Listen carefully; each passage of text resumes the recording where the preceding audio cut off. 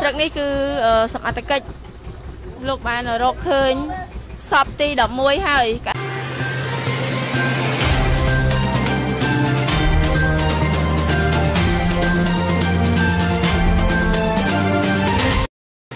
បាទសូមអនុញ្ញាតគោរពនឹងជំរាបសួរបងប្អូននិងប្រិយមិត្តជាទីគោរពនិងជាទីរាប់អានថ្ងៃនេះយើងវិលមកជួបគ្នាសាជាថ្មីជាមួយនឹងស្ដាប់ហេតុការណ៍ Channel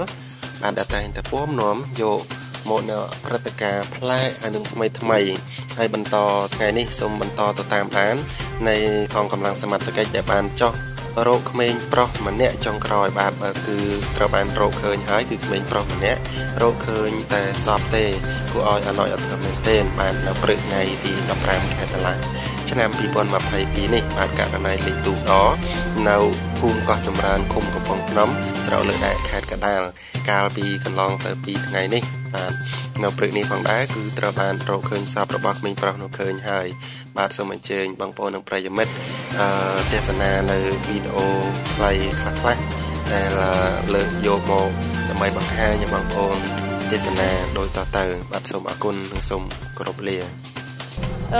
ខ្លាយទៅជាលោកគ្រូពេទ្យម្នាក់ដើម្បីយកមកបម្រើការងារនៅក្នុងភូមិដែលខ្លួនបានរស់នៅតែទីបំផុតមកជួបអបតវហេតុលេខទូដបណ្ដាលឲ្យស្លាប់បាត់បង់ជីវិតហើយត្រូវបានរកឃើញសាកសពកាលពីម្សិលមិញនេះទស្សនិកជនជាទីមេត្រីដែលកំពុងទស្សនាការផ្សាយផ្ទាល់របស់ក្រុមការងារ TV Facebook មកដល់ថ្ងៃនេះគឺជាថ្ងៃទី3ហើយចាព្រោះកើតហេតុតាំងពីថ្ងៃទី13តុលាមកដល់ពេលនេះថ្ងៃទី15តុលាហើយទើបរកសាកសពក្មេង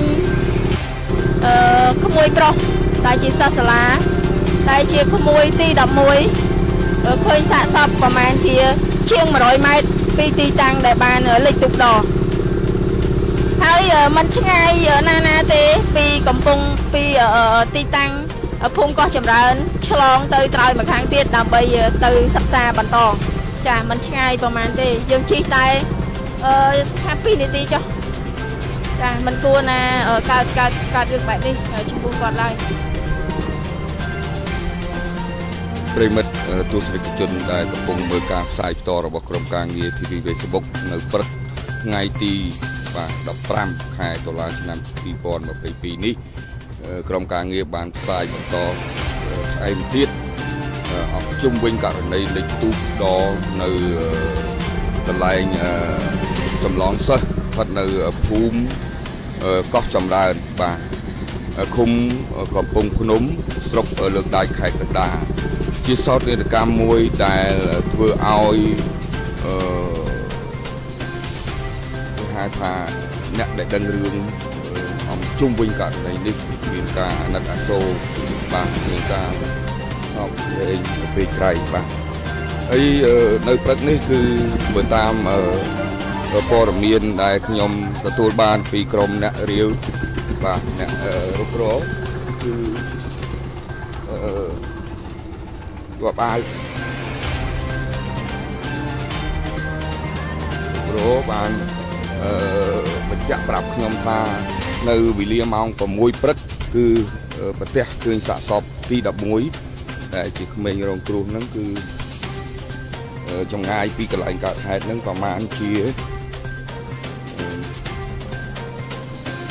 100ម៉ែត្រប៉ុណ្ណោះហើយជាមួយនឹងគឺឯកឧបគិក៏លោកផឹកឡើងលោកជួយមកដល់ដែរដើម្បីជួយពិនិត្យជួយនឹងការឡើងទៅបើ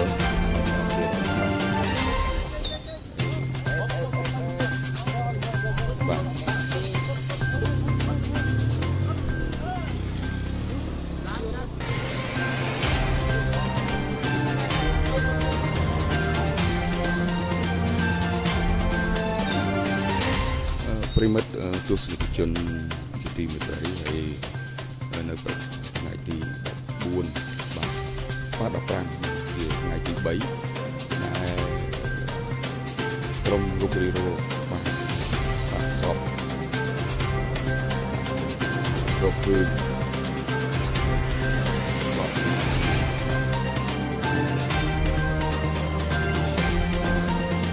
ក្រុម ឃើញបាននៅព្រឹកនេះតែម្ដងបាទគណៈ ពេល3ថ្ងៃបាទរៀបរក